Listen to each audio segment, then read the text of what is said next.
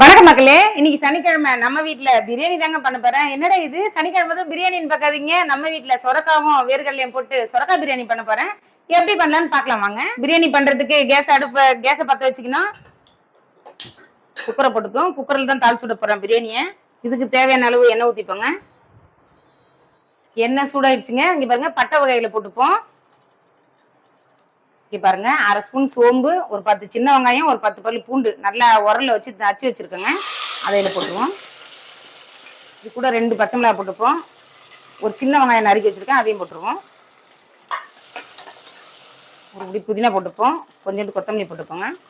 இந்த அரோமா வாசனை நல்லா இருக்கும். அதனால எண்ணெயிலே கொஞ்சம் வதக்கிடுங்க. இந்த ஸ்டேஜில் கார மிளகாத்தூள் 1 ஸ்பூன் போட்டுப்போங்க. சில்லி பவுடர் இதுதாங்க கலருக்கு. வேர்க்கடலை 1 பிடிங்க. தக்காளி 2 தக்காளி நறுக்கி வச்சிருக்கோங்க. இது கூட கொஞ்சம் கல்லுப்பு போட்டுப்போம். இந்த மசாலாவுக்கு தேவையான கல்லுப்புங்க. தக்காளி கொஞ்சம் நல்லா லைட்டாக மசிட்டோம்.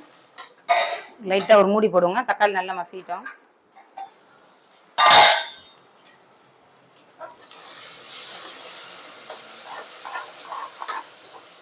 இது ஒரே ஒரு ஸ்பூன் இஞ்சி பூண்டு பேஸ்ட் போட்டுக்கோங்க.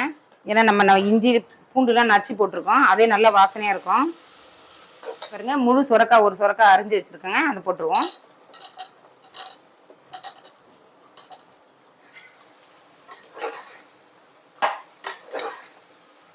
சாப்பாடுக்கு தேவையான அளவு உப்பு இப்பயே போட்டுருவோங்க.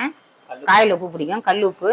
நான் பெரட்டுறதுங்காட்டி நான் உப்பும் ஊறிட்டேன், கல் உப்பும். அப்புறம் அரிசி போட்டு பதம் பார்க்குறது கரெக்டாக இருக்கும்.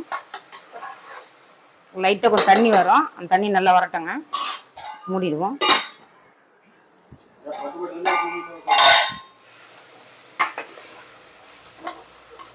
அவ்வளோதாங்க. நம்ம வீட்டில் சாப்பாடு அரிசி தாங்க, அதை போட்டுப்போம்.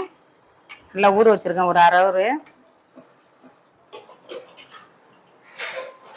1க்கு 3 தண்ணி ஊற்றிப்போங்க, கரெக்டாக இருக்கும்.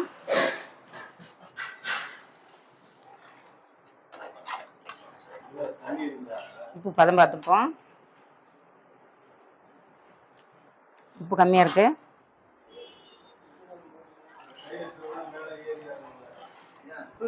கொஞ்சம் போல் நெய் ஊற்றிப்போங்க. லாஸ்ட்டாக 1 ஸ்பூனு. குக்கர் விசில் மூடிடுவோங்க. குக்கருடைய டைமை பொறுத்து இருக்கு. என் குக்கரில் 1 விசில் வந்தாலே சாப்பாடு வெந்த மாதிரி இருக்கும். 1 விசில் கொஞ்சம் நேரம் டம் போட்டாலே சரியாயிடும். அவ்வளோதாங்க. கேஸ் ஆஃப் பண்ணிக்கலாங்க. 1 விசில் வந்ததுங்க. அப்படியே டம்ல இருக்கட்டும். பிரியாணி சூப்பராகிடும். இங்கே வச்சுட்டுண்டா